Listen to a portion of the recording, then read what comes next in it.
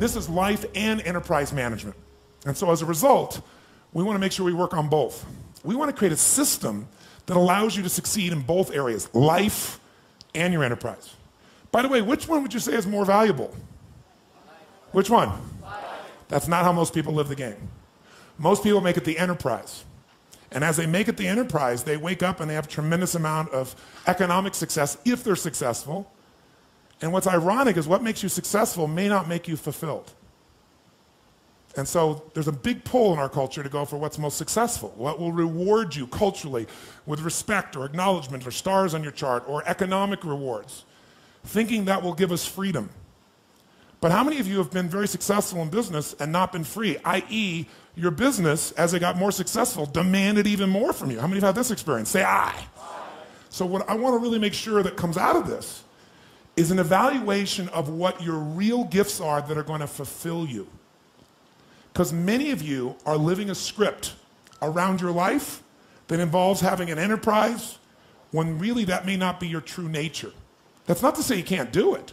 It just means you can do it and you'll be stressed out of your life, stressed out of your mind. And so one of the things we want to find out is how much of that is natural as a problem, how much of that is maybe unnatural. Unnatural meaning you're having problems right now that you shouldn't be having at this stage of development. Think about it. If a child is brand new and they have a problem with controlling their bladder, that's a natural problem, isn't it? But if you're 50 and you have this problem, you got a challenge. If a brand new business has a cash flow challenge, it's a problem, but it's a natural problem. If it's a business that's been around 5 or 10 years and it's got a cash flow problem, you got a real abnormal problem. Maybe you got a problem that's even life-threatening to the business. How many follow what I'm talking about here? Sometimes those problems have to do with the fact that you don't understand the stage of development you're in. The most important element is for you to be able to do this, to be able to establish, most importantly, where you really are in your life today. Where are you? And where do you really want to go? What's going to create this extraordinary life? And to look at it brand new. Because some of you right now, if you continue the direction you're going, are going to be successful and unfulfilled, unhappy, and stressed. Because once we get, into a dream, then that dream starts to take on a life of its own. It gives us juice, it gives us energy. But how many of you have got the dream, achieved your goal, and then thought, is this all there is? How many have had this experience? Say aye. That's more painful than not even achieving it. Because now you've done everything, you've worked it out, and you're successful, and you're not happy. So for some of you, you're going to need to take a look at that. Michael Gerber, the guy that wrote the E-Myth, talks about why so many young businesses fail. And one of the things he says is most people are not really entrepreneurs, but they think that's what they should be.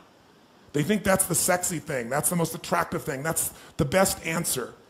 And what I say to you is you've got to separate the vehicle from the outcome. What is it that's going to truly fulfill you? What is it that's going to give you that extraordinary life?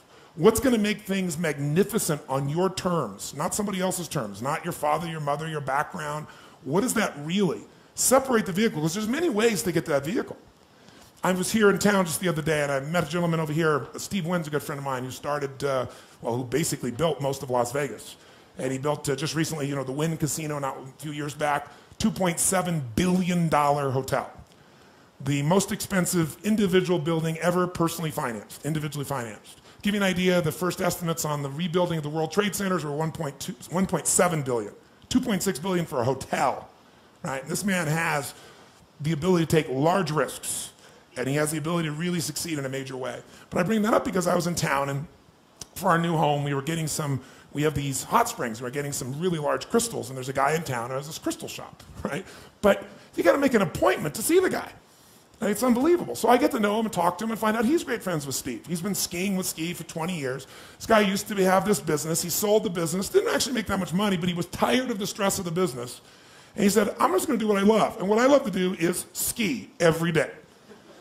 So what he did was he started this little crystal business, made plenty of money, in this little business, had set aside some money from his previous business, and he gets up every day and skis, has a blast, and he has this unbelievable lifestyle. Because, he's Steve Wynn's guest everywhere. He flies on the Gulfstream, doesn't have to pay for it, right? Doesn't pay the insurance, doesn't have to pay for the fuel, doesn't have to worry about maintenance, managing it, or anything. And he's telling me about all these things he does in his life, and he has a $1 billion lifestyle, billionaire's lifestyle.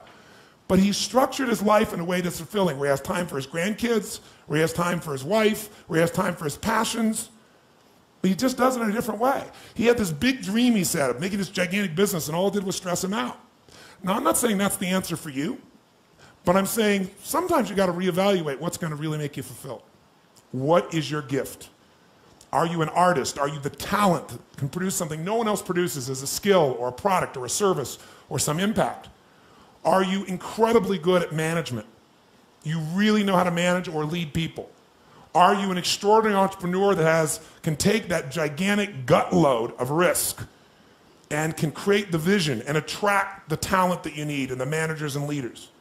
You may have all three abilities, but which one really fulfills you the most is going to be the critical question.